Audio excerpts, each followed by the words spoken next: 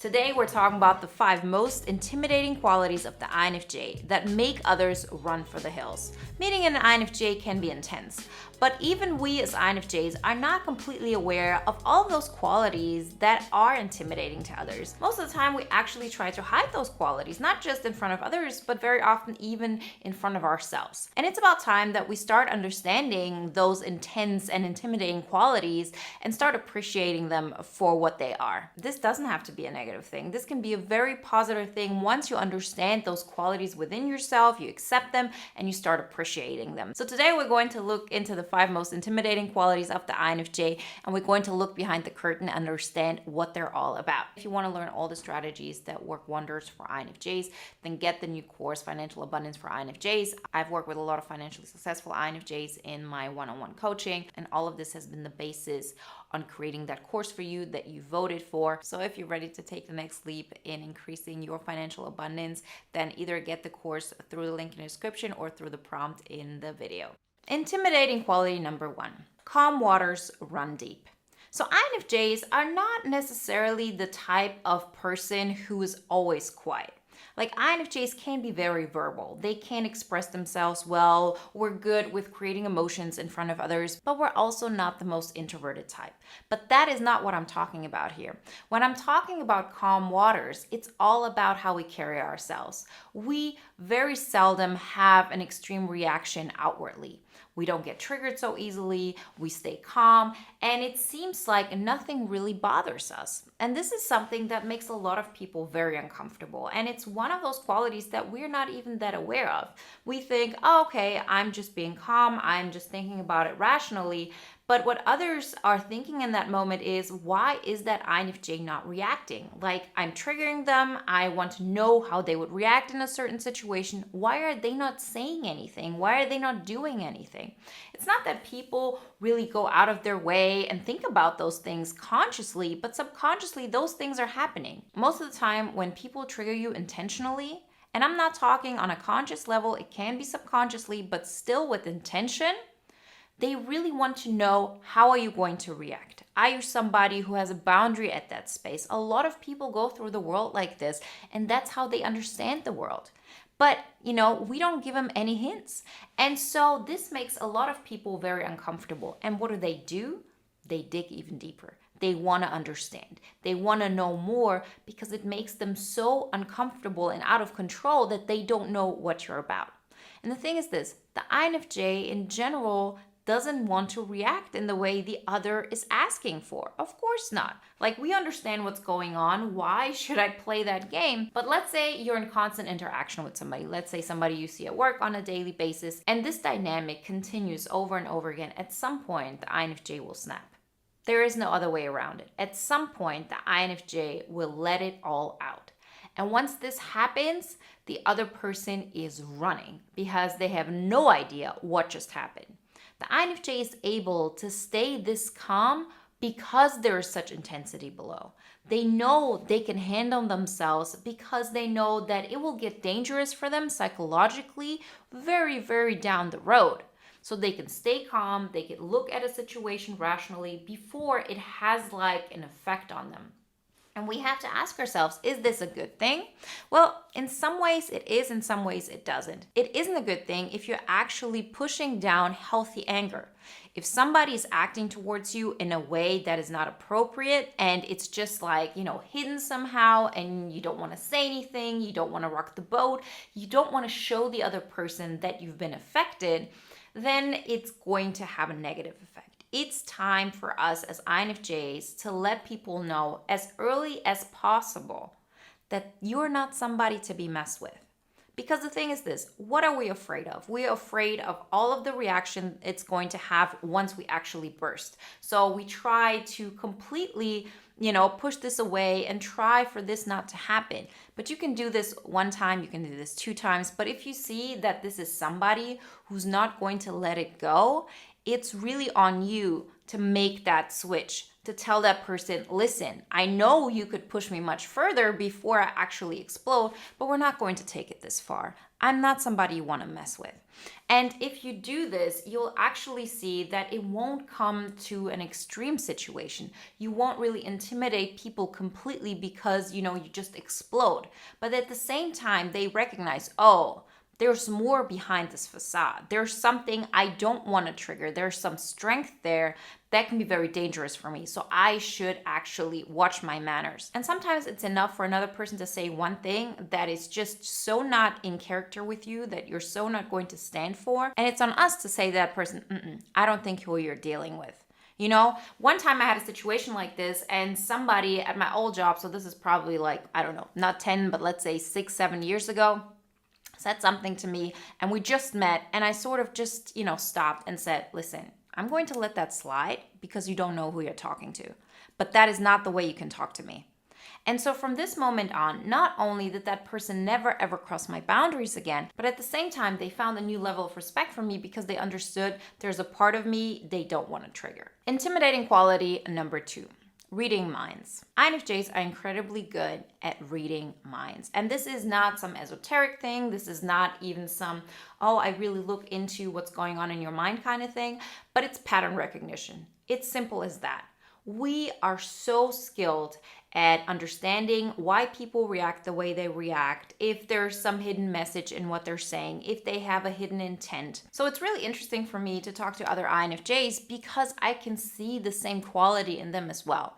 Like you can see that they're doing the same thing I'm doing. And in the end, it's all about pattern recognition. That's all it is. Okay, if a person acts in this certain way, they probably have some hidden agenda. It doesn't even mean that they're doing it on purpose because they want to, create some negative effect on you or anything like this. It's just that people act a certain way because there's something underneath it. We can read between the lines. We know what's going on. That doesn't mean that we're great at it, as in like we do it 99.9% of the time correctly, but very, very often, way more often than most other people. And this is something that is very intimidating to others because for the first time, they recognize, I've been playing this game forever and I was able to manipulate others. I was able to, deceive others. I was able to hide the fact that, I might have insecurities, that I have a hidden agenda, whatever it may be. And that INFJ in front of me is completely aware of that. That is super scary because it's not just the fact that we can sort of read what's going on, in their mind, but it's also this contrast of, I've played this game all my life and now I see I've, not even seen the entire game. I've only played in this one level, but there's actually somebody there who sees what I'm doing and what I'm trying to win at. And then it's like, okay, I need to take a step back. Like, this is not something I want to deal with. This is not something I can handle. And for a lot of people, that just means, I ignore the INFJ, I ghost them, I go my separate way because they just cannot handle what is going on. They cannot handle that you're able to see what's going on. With most people, though, it's more of like an interesting thing, particularly if they're in a really healthy and happy, relationship with you, as in friends or coworkers or just family members. And it's funny to them that you can read them when nobody else can, right? But it is an intimidating quality, and it's one that we should be aware of. Like, people will get scared of that. That doesn't mean that we have to hide it. That doesn't mean that we have to pretend like we don't. It's just like a fun fact. It doesn't have to be like that big of a deal. Intimidating quality number 3, INFJ, the martyr. So if you've been following me for a while, you know that this whole concept of INFJs being martyr is something that I really dislike. It's one of those qualities that most of us have lived out. It's one of those qualities that most of us possess when we are in an unhealthy state, but it's not something that should be equal to being an INFJ. You don't have to be a martyr. It doesn't have to be the essence of who you are, but it's still something that we tend to do and that we tend to be really great at. So first off, why is this an intimidating quality? Well, the thing is this: most people have no idea that you're doing this. They don't know that you're dimming your light in order to make them feel good. They don't know. So they're not appreciating it. And at some point, you will understand that not only do they not appreciate it, but they have no idea who they're dealing with. Because you see the world the way you are. Like every person on this earth sees the world through their own filter. And for us, it's so obvious in that moment that, we're sacrificing so much, we're making ourselves smaller, we're being the bigger person in order to shine light on the other person, in order to make them feel good. Like we want to put them in the forefront. What we neglect in that moment is to understand that this is an enabling quality. Yes, we want to make the person feel good, but if you do this at the expense of your own well-being, which always starts with you filling your cup up first, you are telling the other person, this is who I am, and that's not true, like that's a facade. And second of all, you're showing them that the only way they can really shine is if they're around somebody who allows them to shine. We don't need somebody to allow us to shine. We have to live it out. So there can be situations where it's like a great choice where you say, I'm going to shine light on that person. I want them to see what they can achieve and who they are, and in what great light I see that for them, and in what great light I see them. But that should be a temporary thing. They should still know that you can still shine the same light on you as well. Because at some point, people are going to figure this out. And they're going to figure this out because the INFJ will get passive aggressive. That's why you have those door slam situations. That's why you have those situations where the INFJ at some point just, explodes, because you're doing so much for the other person. And at some point, you expect them to be thankful. You expect them to appreciate what you're doing for them. But they have no idea, because the only thing that they see is the facade that you're showing them, which is, I don't have that much light. They're not aware that you're turning the light that should be on you onto them all the time. So being a martyr and acting as a martyr in like the default state might not be intimidating to others, but the moment they recognize that you have been a martyr, that you've given up because of the other, that they see how cold, how strong you actually can be, that's when it gets really intimidating for others, because then they understand that they've been shown a lie all along. You might have had good intentions, but they thought the entire time you're on eye level. And then they understand, oh, you have just been pretending. You have removed all the strengths that you had, in order to tell them, I lift you up. And that is not only intimidating to others, it's also very triggering for others. They run for the hills. They have, extreme reactions towards us. And in the end, we don't know what happened, because all we wanted to do was to help them. And looking at it from that perspective, it's on us to say, yes, I can shine a light on that person. And that's a great thing. I'm just not going to do it at the expense of my own light. I'm going to shine light on myself as well. And it's going to start with that, because then you can create long-lasting relationships that are really based on, this is who I am, with all of that strength, with all of that power that I do possess.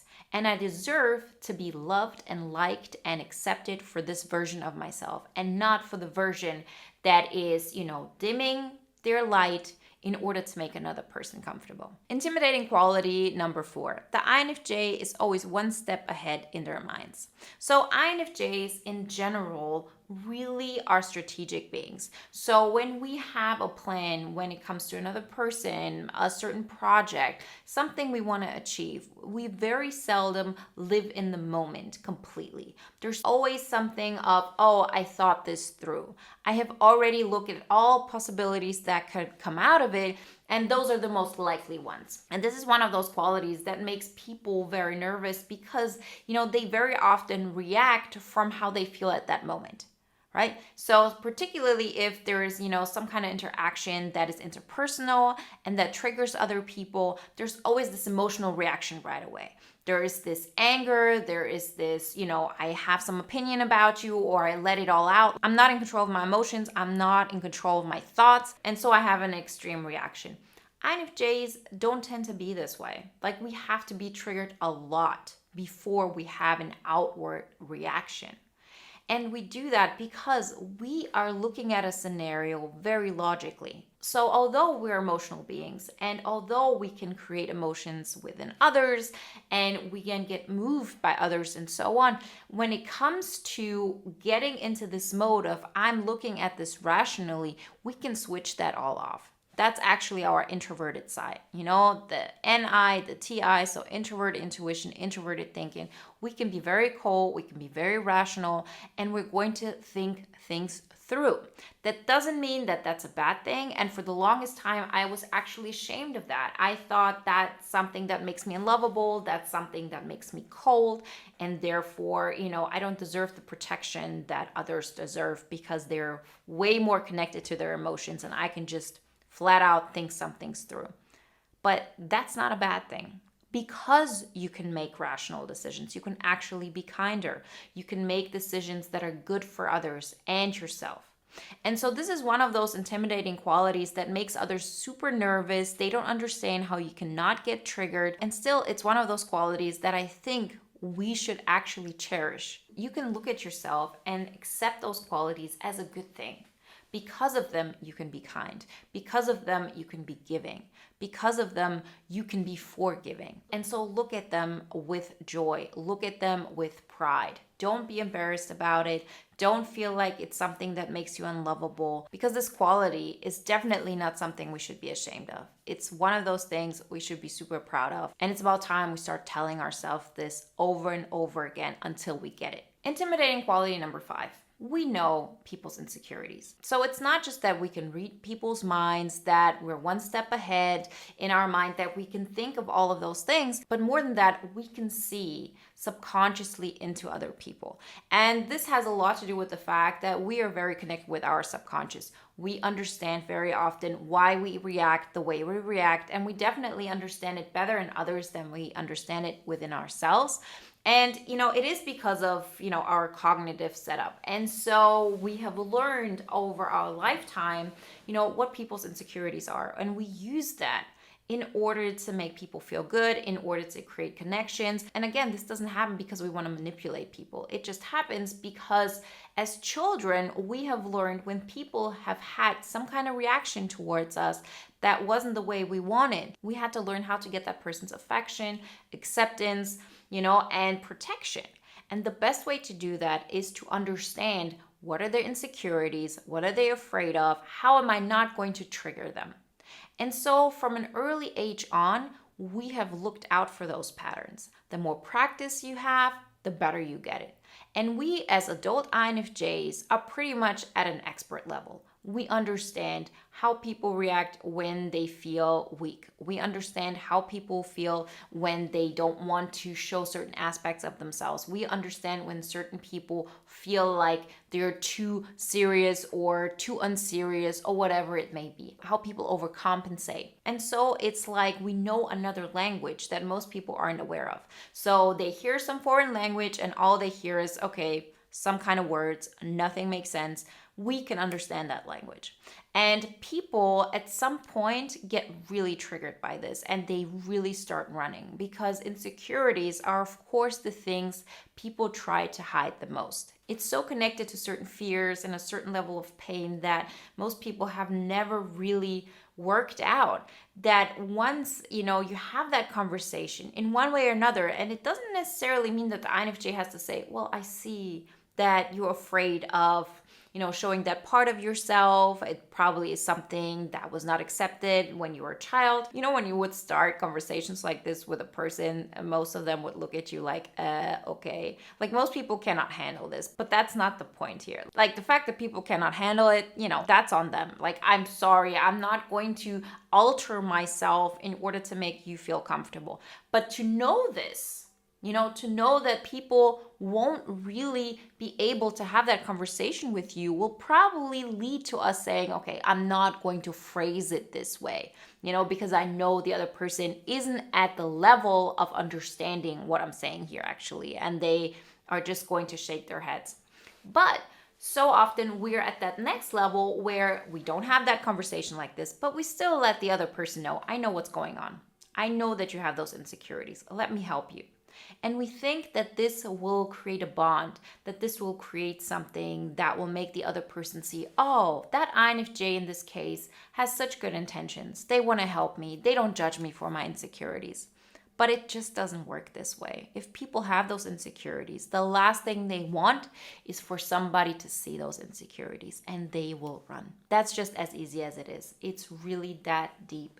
And it's totally understandable. Like, those are just snap decisions, snap, reactions. And so we have to just accept that this is the way it goes. And to really ask ourselves, okay, I have those qualities. Like, I understand what their weakness is, but is this something that I want to express in one way or another right now? Or am I going to, allow them to live out their weakness, but not at the expense of my own well-being? Like, it's okay. Like, they can hide their weakness. I'm not going to show them that I see what's going on, but I'm also not going to allow them to continue a certain way of acting if it impacts how I feel, right? And so often we as INFJ say, but I can handle it. This doesn't affect me. Well, think about it in a different way. Are they doing something that is not in alignment with how you want to look at yourself? And if the answer is yes, then it's on you to ask yourself, is this somebody I want to have in my closer circle or not? You can have people who think of you a certain way and you just block them out. You don't have anything to do with them. And this can actually be a coworker that sits right next to you. And all the conversations you have are really polite and, business related, and it's all good. But as soon as you allow somebody closer psychologically, so you allow them to get to know you a little bit better, whatever it may be, there's certain boundaries that are not supposed to be crossed. And so it doesn't mean that you have to let it all out. Yeah, I see that you have those weaknesses. It's just that you protect your boundaries despite knowing those weaknesses. So we have to be willing to maybe hurt the other person because we know what their weaknesses are and we're still triggering that if it means that we're actually protecting our boundaries in this way. Like, it's not on us. Like, I'm allowed to live out who I am. If me being me triggers somebody, that's not on us. And we as INFJs have such a hard time finding that balance because we take on so much responsibility for others when in the end, it's not on you. It's not on me. It's not our prerogative. Like, you are supposed to be all that you are. And every single person has to find a way to deal with that.